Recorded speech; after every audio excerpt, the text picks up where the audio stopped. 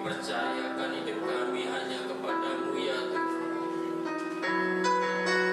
Kami percaya, ku percaya, ku percaya.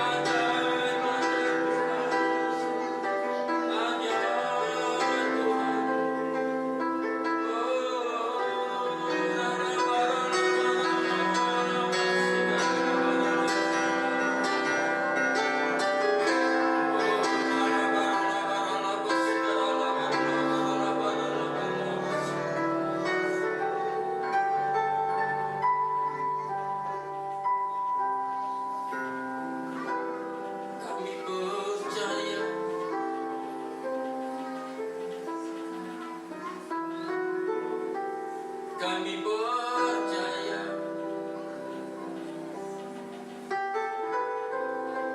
Engkaulah Tuhan ajaib.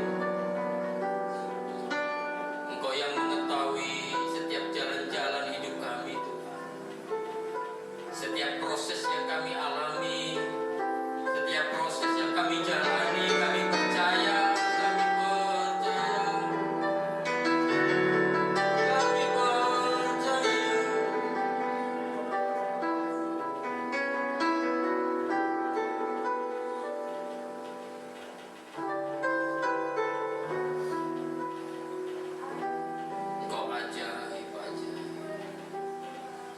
We worship you, God.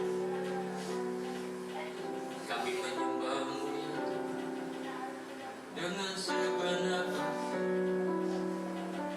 dengan segenap kekuatan, segenap jiwa Tuhan. Engkau yang layak. Kami bawa syukur di hadapan-Mu ya Tuhan.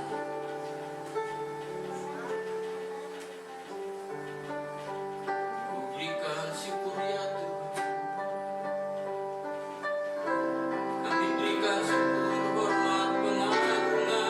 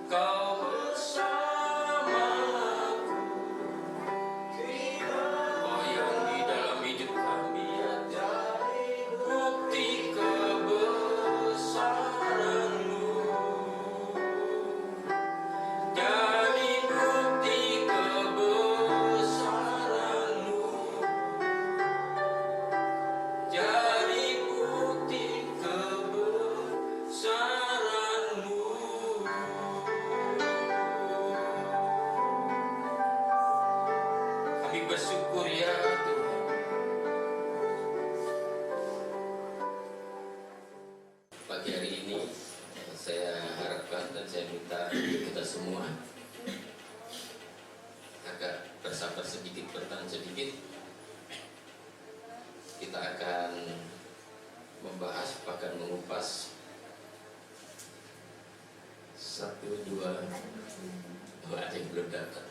Yang sudah dapat amin, yang belum dapat haleluya.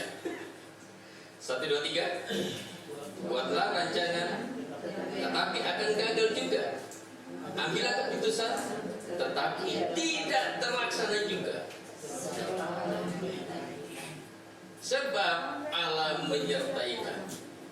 Karena keamanan menjadi ancaman. Mengapa kita harus merancang masa depan kita di dalam ibadah? Why? Itu bahasa ini saudara. Terus ibadah dasar bagi spiritualitas kita. Ayo kita baca di dalam Mazmur 102.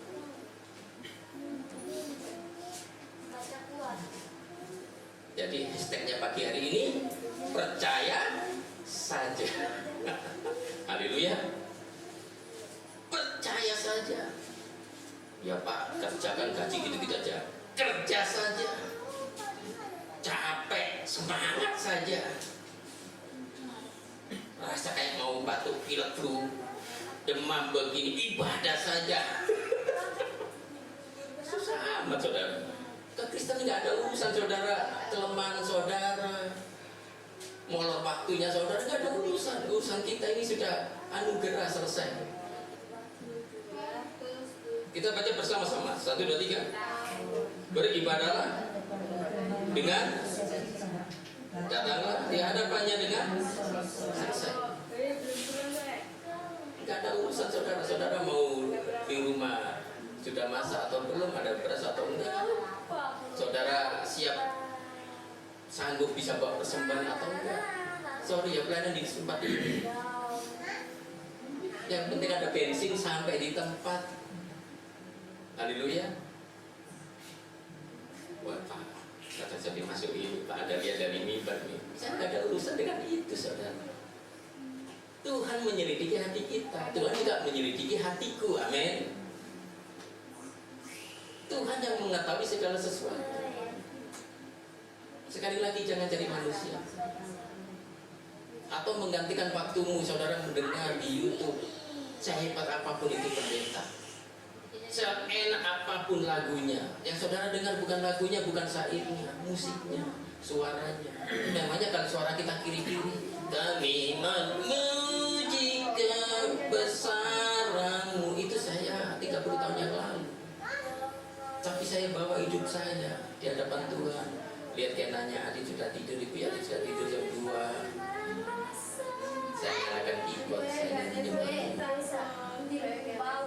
Tuhan. Itu suara saya saudara. Tapi pagi hari ini beribadah kepada Tuhan dengan sukacita. Datang lagi hadapannya dengan sorak-sorai. Tinggal semua sesaat. Apa beban kita? Besok mau ada apa yang harus kita bereskan, tinggalin dulu. Datang di hadapan Tuhan berharap penuh sukacita. Terima janji Tuhan Allah menyertai kita. Teguhkan hati kita, iman kita, percaya. Tidak ada perkara yang mustahil.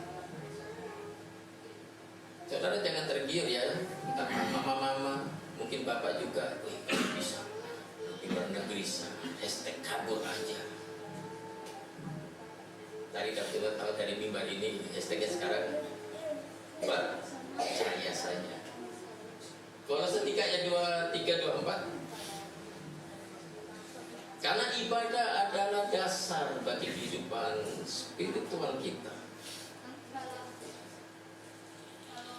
Maka kita harus perhatikan ibadah kita dengan baik. Harus perhatikan ibadah kita dengan baik.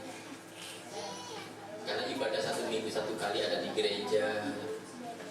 Ya kan kita imani tempat ini gereja Tuhan ya kita.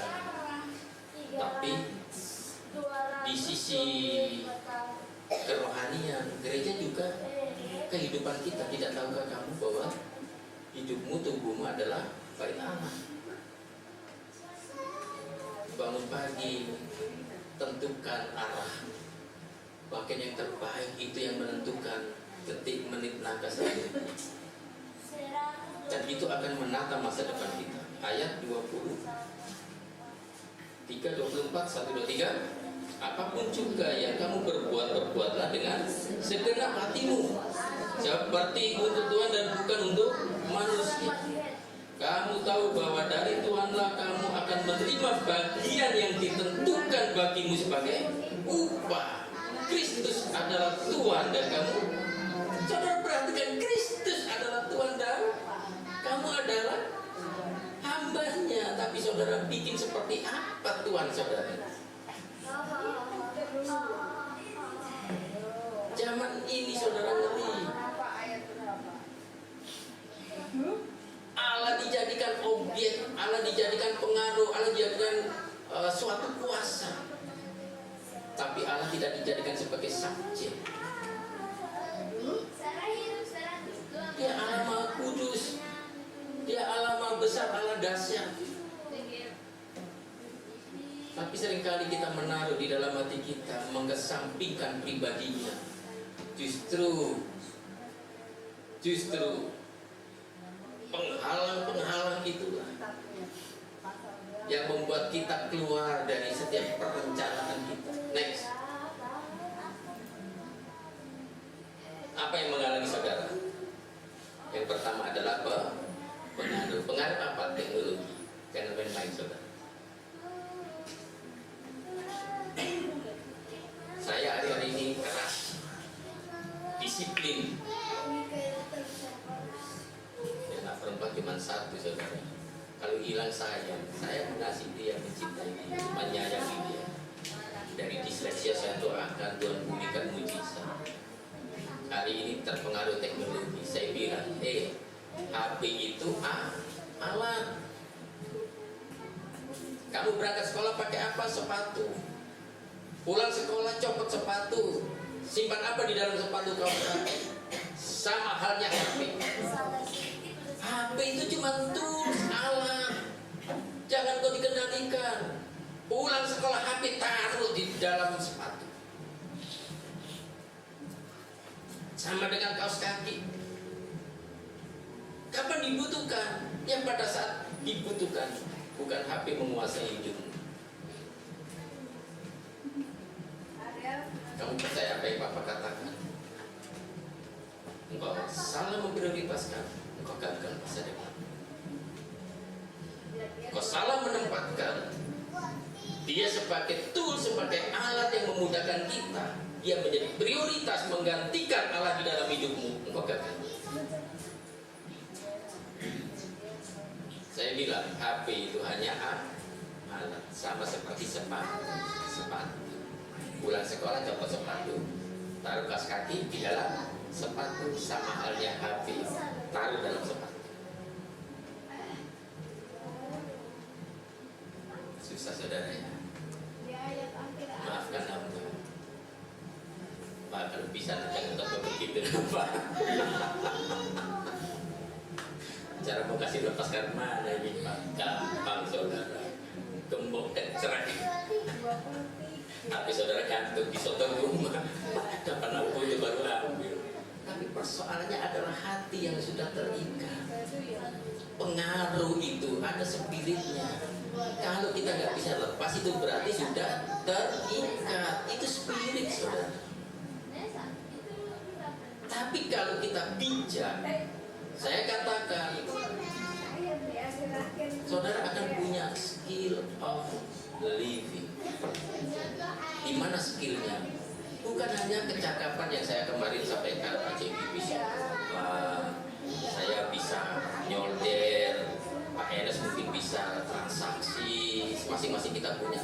Bukan hanya begitu, tetapi ada kecakapan, kecerdasan secara spiritual.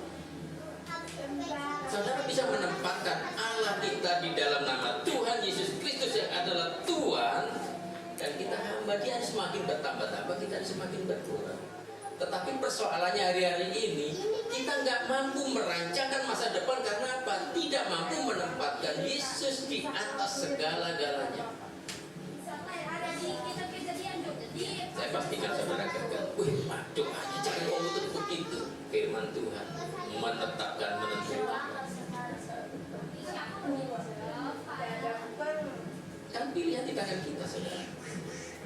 Saudara mau pilih. Tadi dikatakan ancaman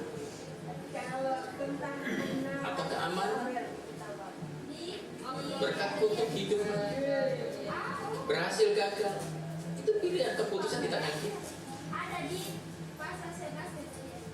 Maka saya berikan judul merancang masa depan di dalam ibadah. Dalam konteks apa ibadah? Tempatkan Kristus di tempat tertinggi dalam hidup kita.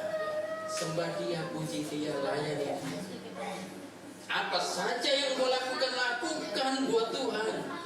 Dan firman Tuhan berkata, di situ ada upah. Amin. Kamu tahu bahwa dari Tuhanlah kamu akan menerima bagian yang ditentukan bagimu. Dari siapa? Tuhan. Sebagai apa? Upah. Upah dari apa? Dari ibadahmu. Pasti berhasil. Hambatan, tantangan yang kedua adalah perubahan. Orang yang sudah terikat daripada pengaruh teknologi, maka ada perubahan budaya. Ada perubahan budaya. Saya senang kemarin cerita sama Pak Enes, budaya kita zaman itu Pak panjang banget Pak. Ambil air dari kucing sampai ke ujung. Bener nggak? Punya waktu main sampai di desa sebelah. Ada comberan yang plung-plung, pulang becek-becek dikebukin orang tua. Pulang bawa ikan, itu paling suka kita tangkap ikan kecil-kecil. Ada cebong. Itu anak-anak Timur dulu saudara ya, yang mengerti dalam mengerti. Saudara yang mengerti jabat ke tangan, berarti sama-sama seumuran kita. Ada sadar subuh. Lama saudara. Sekolah ini cepet-cepet pulang, cepet-cepet pulang. Kenapa cepet-cepet pulang? Cepet makan. Enggak. Biar adanya nasi kecap, garam. Pulang, cepet pulang apa? Makan selesai. Habis makan bermain lagi. Anak sekarang cepet pulang, yang dipikir bukan makan, apa yang ditunggu. Baik kalau satu-satu sebentar, satu bagi dua lagi sudah habis. Pengaruh budaya.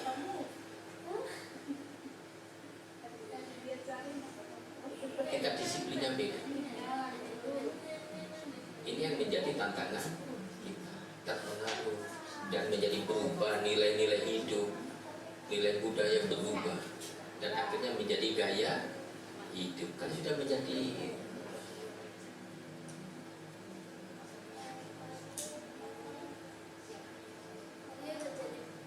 coba saudara perhatikan ya anak-anak sekarang. Kalau dulu zaman kita itu, kita masih SMP, itu tadi itu Berta itu waktu masih SMP.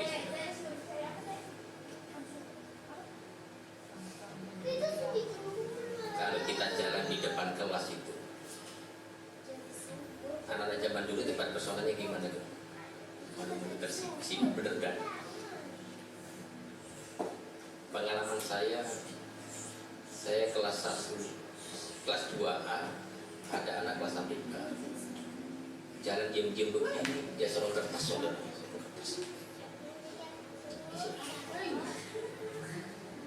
Itu zaman-zaman kita dulu saudara.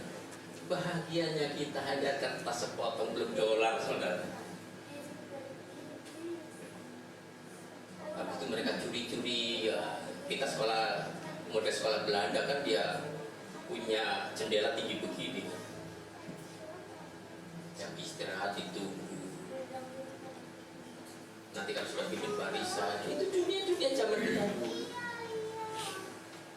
Lihat cewek-cewek ini manis-manis. Anak sekarang saudara, cantiknya ini mau dilihat kita bingung. Bibir monyong semua.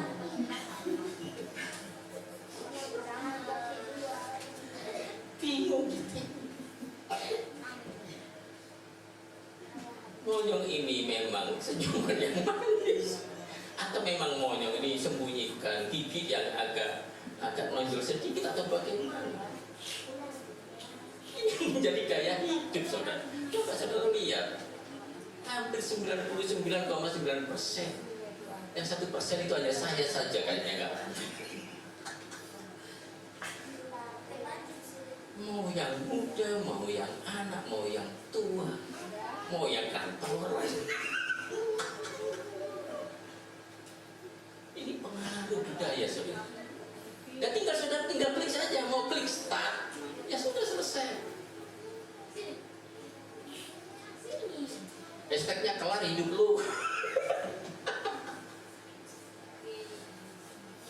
Ya di situ-situ saja.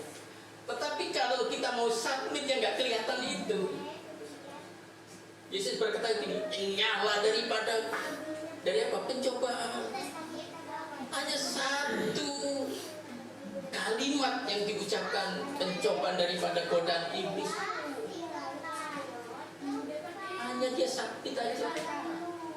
Kalau bahasa pemujian submission, ketundukan, menempatkan Allah di dalam nama Tuhan Yesus yang kita sembah menjadi prioritas. Dia terutama dalam hidup kita yang menentukan masa depan kita. Ini sebenarnya hanya masalah mindset saja, saudara. Saudara nggak usah pusing waktu Pak Iman gimana belajar kita. Nggak usah pusing, hanya masalah mindset. Saudara memahami kebenaran, memahami kekristenan, maka saudara akan bisa kontrol. Tapi kalau kekristenan saudara timbang, saudara pahami seperti yang dunia punya, saudara perhatikan asap itu. Hampir aku tergelincir. Lihat orang yang lain berhasil, lihat orang lain punya ini, punya itu. Kekristenan tidak ada urusan dengan itu. Saudara kerja baik-baik atau keuangan baik pasti punya. Yang kedua, merancang masa depan di dalam ibadah. Karena ibadah adalah bentuk. Ibadah adalah bentuk. Ibadah adalah bentuk apa? Hubungan dengan Tuhan. Oleh sebab itu mimpilah sebesar-besarnya, tapi bangunlah potensimu seluas-luasnya. Bangun kecakapanmu, punya skill of living. Kamu cakap menghadapi tantangan dunia ini. Hatimu teguh kuat di tengah budaya yang seperti itu. Engkau punya mimpi visi yang besar karena Roh Allah bekerja mendidik, mendisiplin dari hal kecil. Kami hanya serahkan hidup di dalam kedaulatan Allah. Allah yang berdaulat. Maka ibadah itu menjadi bentuk perencanaan kita untuk masa depan. Hashtagnya adalah percaya. Tidak ada yang mustahil. Mimpilah mimpi setinggi-tingginya. Masa depan punya Tuhan, milik Tuhan. Tuhan penentu masa depan yang sejati. Berpaut hati pada Tuhan, jaga hidupmu, mengasihi Tuhan, cinta Tuhan, takut akan Tuhan, hormati Tuhan sungguh-sungguh. Jangan main-main. Pasti berhasil. Tidak ada yang mustahil. Makanya ibadah ini, sesederhana apapun, saya selalu memberi hidup saya yang terbaik buat Tuhan, memberi sikap hati yang terbaik buat Tuhan. Di luar sana mau seperti apa, mau gaya apa, mau bentuk ibadahnya, seninya yang wah, yang keren, musik yang keren, saya nggak ada urusan. Orang urusan kita ini hanya taruh hati kita, iman kita, tutup mata lihat surga, percaya, selesai sudah. Mau suara kiri, mau suara kanan, kelar. Sampai waktunya Tuhan datang dan janjinya Dia, Allah Immanuel, aku menyertaimu sampai pada kesudahan. Gimana Tawarin 30? Apa yang kita dapatkan di sana? Mari kita lihat.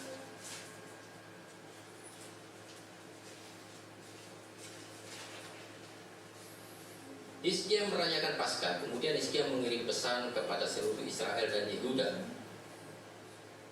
bahkan menulis surat kepada Efraim dan Manasya, supaya mereka datang merayakan Paskah bagi Tuhan, supaya mereka merayakan Paskah bagi Tuhan Allah orang Israel, supaya mereka merayakan Paskah bagi Tuhan Allah orang Israel di rumah Tuhan. Di mana saudara? Di rumah Tuhan di Yerusalem.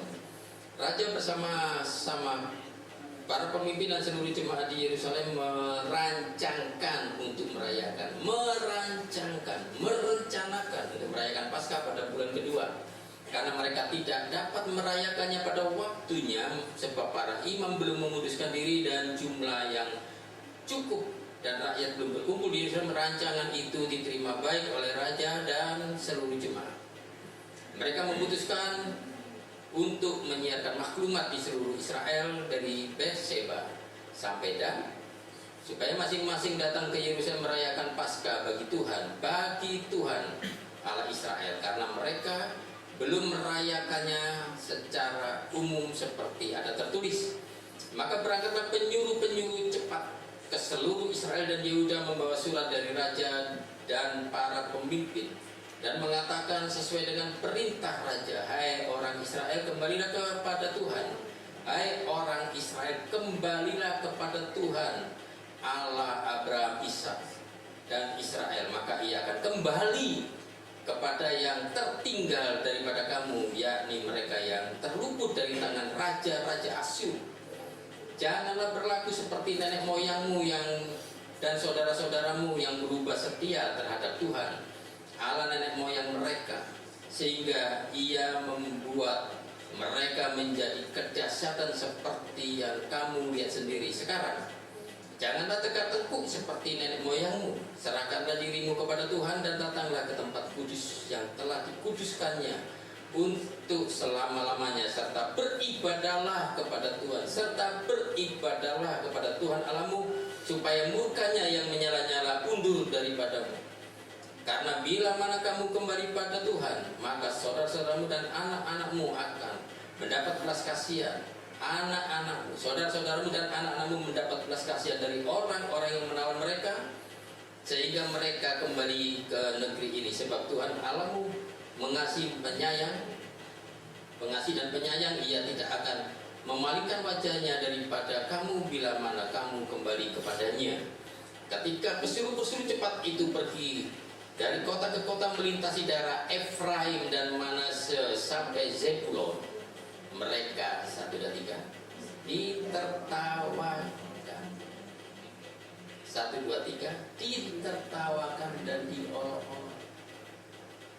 Sebab ada banyak di antara jemaah yang tidak menguduskan dirinya, sehingga menjadi tugas orang Lewi untuk menyembelih domba-domba Paskah bagi setiap orang yang tidak dapat menguduskannya bagi Tuhan, karena ia tidak tahir. Sebab sebagian besar dari rakyat, terutama dari Efraim, Manasye, Isakar dan Zebulon, tidak mentahirkan diri, namun mereka memakan Paskah walaupun tidak sesuai dengan apa yang ada tertulis.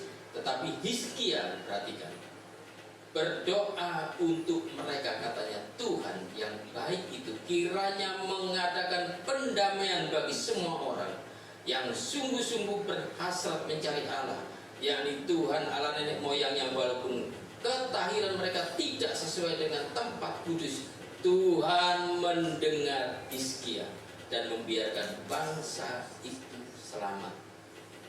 Ini berkat, saudara. 7 hari lamanya orang Israel yang berada di Yerusalem merayakan hari raya roti tidak beragi dengan kesukaan yang besar. Sedang orang-orang Lewi dan para imam setiap hari menyanyikan puji-pujian bagi Tuhan dengan sekuat tenaga. Bukan putar YouTube. Saudara perhatikan, budaya beda. Bagaimana mereka menghormati Tuhan.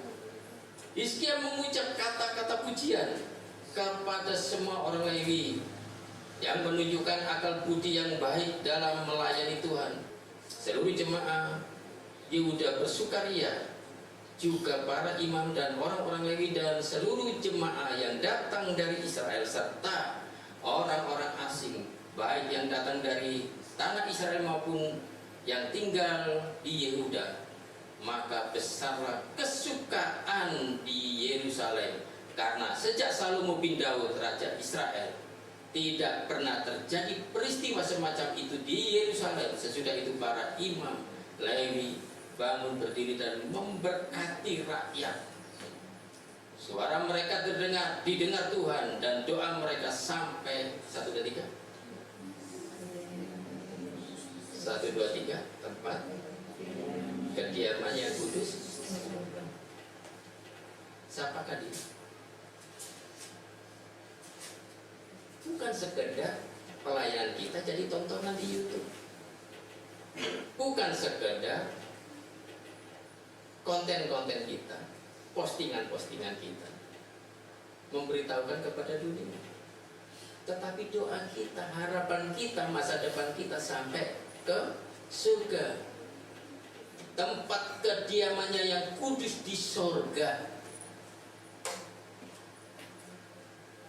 Inilah budaya yang dibangun orang-orang yang mencintai Tuhan, diolok-olok.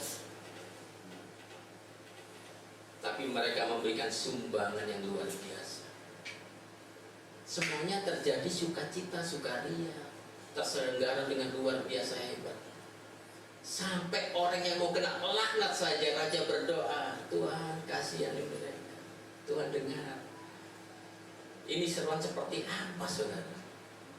Gereja harus menempatkan posisi. Kita orang percaya harus berdiri bersyafaat. Cuman pertanyaannya begini, apa yang kita sudah bawa?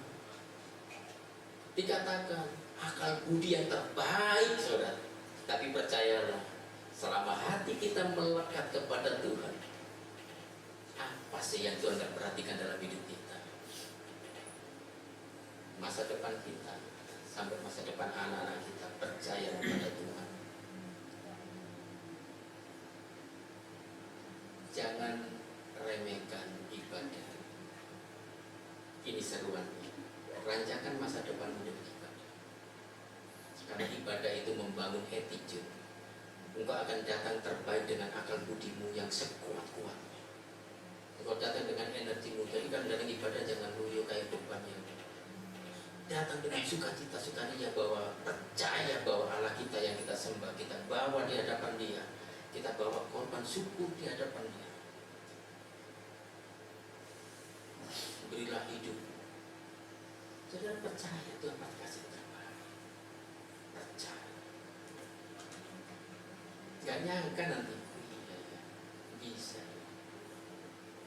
Saudara punya rancangan masa depan, berdoa. Serahkan pada Tuhan. Bukan hanya berdoa, tapi serahkan sungguh-sungguh hidup kita kepada Tuhan. Segenap kekuatan akal budi jiwa, dengan segenap hati datang pada Tuhan. Dia adalah pembela agung kita. Mungkin hari ini sambil jalan tertatih-tatih, air mata sesak. Disitulah proses kita untuk kita tetap bisa mengucap syukur. Orang Kristen selama hidupnya apapun yang dialami bisa mengucap syukur. Saudara sedang dibawa ke dalam kedewasaan. Tapi kekristenan saudara melihat fakta realita, tidak enak, kok begini-begini terus. Pada saat itu saudara di titik terendah, tidak sanggup mengucap syukur. Saudara waspadai, itulah kekristenan saudara sedang berada di dalam ancaman bahaya. Karena itu kerapuan iman. Tapi kalau saudara bisa menetapkan, meneguhkan hati, tetap mengucap syukur dan percaya, saudara sedang mengalami proses pendewasaan. Tuhan pasti bela. Tidak mungkin tidak bela. Pertanyaannya, sekalipun Tuhan tidak bela, tetaplah percaya, karena itu mengandalkan kau tetap masuk surga. Mas hanya masalah begitu aja saudara mengukur Tuhan.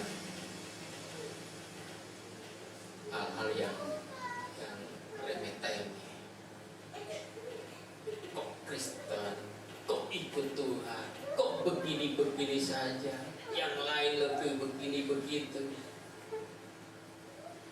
Jangan menyandingkan, mensejajarkan Tuhan dengan keberhasilan dunia. Jauh saudara. Katakan 1, 2, 3, nggak level ya. Iman saudara itu nggak level. Jangan ditakar iman saudara dengan dunia. Saudara lihat dunia kali ikut kan. Estek kabur aja, mulai mikir-mikir. Wah, Tuhan kalau boleh ini anak kabur aja. Kalau saya enggak, Tuhan sudah merancangkan sejak dalam kandungan. Kami isikan. Jaga imannya, jaga hatimu. Dan pesan orangnya cuma begini, jangan berbuat dosa. Itu aja saudara. Sibuk dengan apa? Ini posisinya ini di bawah kaos kaki, bukan di atas prioritas hidupmu. Tuhan Yesus itu prioritas. Pulang sekolah, HP taruh di dalam sepatu. Kapan butuh baru ambil. Fokus belajar, fokus perhatikan kesehatan, makan minum. Masa depanmu masih panjang. Ingat, wakil Allah siapa? Orang tua. Ini firman terucap. Melawan orang tua berbeda. Alkitab yang kan banyak anak muda frustasi sekarang, depresi, nggak jelas, bunuh diri nggak jelas. Kenapa? Pertanyaannya di mana orang tuanya? Di mana saudara seiman? Di mana gerejanya? Kan ini pertanyaan. Nah, kalau sudah iman rapuh, hilang pengharapan, nggak ada cahaya, nggak bersinar, selesai. Dan saya berdoa dari tempat ini, kita semua punya masa depan. Anak-anak saudara ada masa depan. Bahkan gereja ini pun ada masa depan. Di mana masa depan kita? Ya berjalan bersama dengan Tuhan. Mau seperti apa? Ya tetap Tuhan. Mau enak nggak enak, mau sakit, mau lemah, dunia bilang kita nggak diberkati, memang gue pikir tidak akan mempengaruhi sekecil apapun dalam imanku. Aku tetap mengiring Tuhan, karena aku percaya tiap langkah diatur oleh Tuhan dan tangan kasih menuntut